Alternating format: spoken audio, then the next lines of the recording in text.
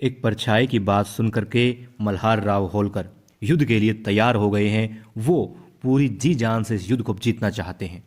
उन्होंने रणनीति क्या बनानी है ये भी सोच ली है।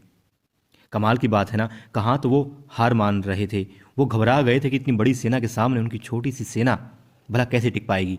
मगर एक परछाई ने उनके अंदर इतना हौसला भरा, यकीन दिलाया कि उस परछाई को उनके ऊपर इतना यकीन है कि वो कभी हार नहीं सकते। और बस इसी की बदौलत मल्हार राव होलकर इतनी बड़ी दुश्मन सेना के सामने युद्ध के लिए, और न सिर्फ युद्ध के लिए बल्कि जीतने के लिए खड़े हो गए हैं। अब वो क्या युद्ध नीति बना रहे हैं देखने वाली बात होगी। उन्होंने यहाँ कहा कि उन्हें युद्ध जीतने की बात नहीं करनी, उन्हें लड़ना भी नहीं है दुश्मन सेना से।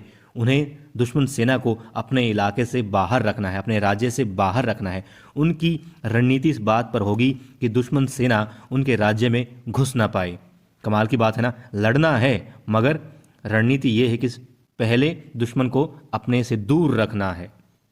दूसरी बात उन्होंने कही कि वो शिवाजी महाराज की रणनीति गोरिल्ला युद्ध के तहत लड़ेंगे। अब गोरिल्ला युद्ध क्या है? ये गोरिल्ला युद्ध, मैं आपको इस गोरिल्ला युद्ध नीति की ताकत बताऊं तो अमेरिकियों को वियतनामियों ने एक बार हरा दिया था, सिर्फ इस शिवाजी महाराज से प्रेरित होकर के और उनकी नीति गोरिल्ला युद्ध को अपना करके। हालांकि वो जिस रणनीति के तहत शिवाजी महाराज लड़ा करते थे पूरी हूबहू वो नहीं अपना पाए होंगे, मगर उससे सीख लेकर के, उससे प्रेरणा लेकर के उन्होंने वियतनामियों ने अमेरिकियों को हरा दिया था।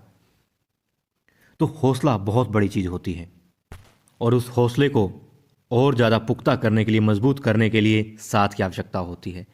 सबसे ज़्यादा आवश्यकता है इंसान के अंदर के इरादे के मजबूत होने की और उसके सच्चे होने की। उसके बाद में उसकी ताकत होती है उसका परिवार, उसके दोस्त। फिर उसे यदि वो सच के लिए लड़ रहा है तो उसे जीतने से कोई नहीं रोक सकता, क्योंकि फिर खुदा भगवान उसकी मदद करते हैं।